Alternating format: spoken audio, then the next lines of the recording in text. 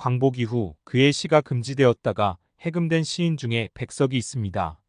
학창시절 교과서에서는 볼 수 없었던 그의 시는 시답지 않게 읽기 어렵지 않으면서도 매우 아름답고 뛰어난 시라는 느낌이 들었습니다.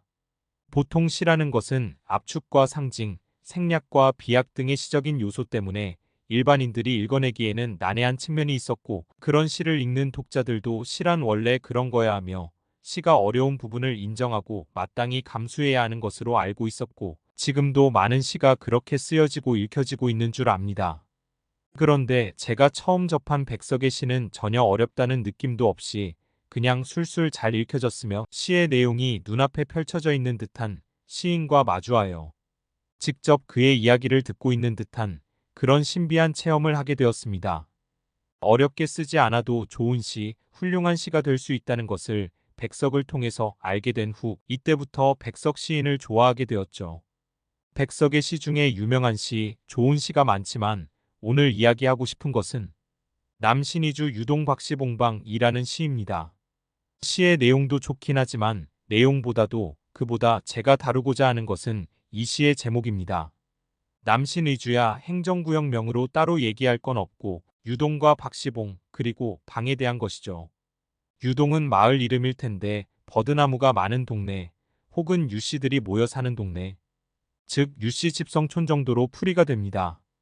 저는 백석이 새 들어 살았다는 주인의 이름인 저 박시봉이라는 사람의 이름에 대해서 좀 하고 싶은 말이 있는데요. 시봉이라는 이름을 한자로 뜻풀이하면 때를 만나다가 됩니다.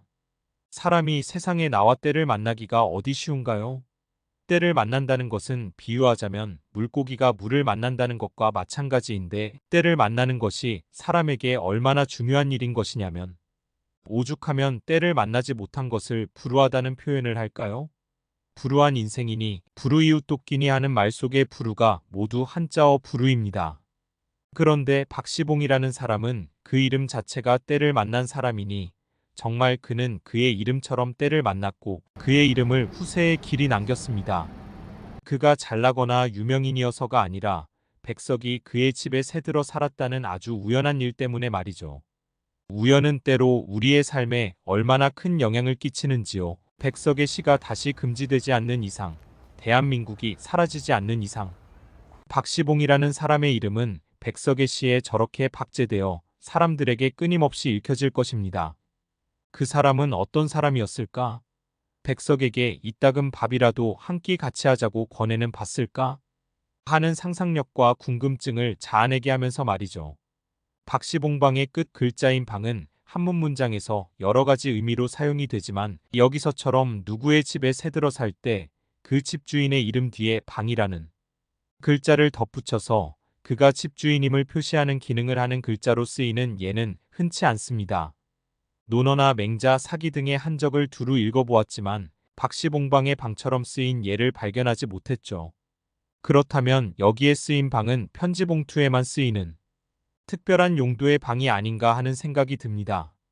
마지막으로, 이건 한자와 관련된 이야기는 아닌데요. 이 시 중에 그 드물다는 굵고 정한 갈매나무라는 구절이 있는데, 백석이 힘든 현실을 타파하고자 하는 의지의 표상으로 삼는 저 갈매나무라는 것이 학창시절에 너무 궁금했었죠.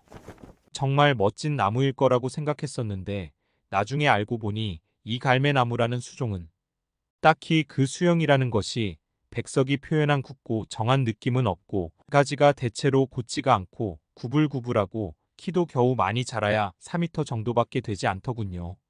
백석의 저 갈매나무는 분명 이름이 비슷한 다른 나무를 잘못 표기한 게 아닐까 하는 의문을 제기하는 사람들이 많습니다. 그래서 찾아낸 나무가 들매나무라는 것인데, 이 나무는 정말 곱게 하늘로 쭉 뻗어 올라간 모습이 그렇게 늠름하고 멋져 보일 수가 없습니다. 키도 30m 정도까지 자란다니 그 위용이 어마어마하지요. 썸네일에 갈매나무와 들매나무 사진을 올려놓을 테니 한번 비교해 보시기 바랍니다. 오늘은 백석의 시 남신의주 유동박시봉방에 대해 이야기해 보았습니다. 처음엔 이 시의 제목에 있는 한자 이야기만 하려 했는데 하다 보니 갈매나무 이야기까지 하게 되었네요. 시청해 주셔서 감사합니다.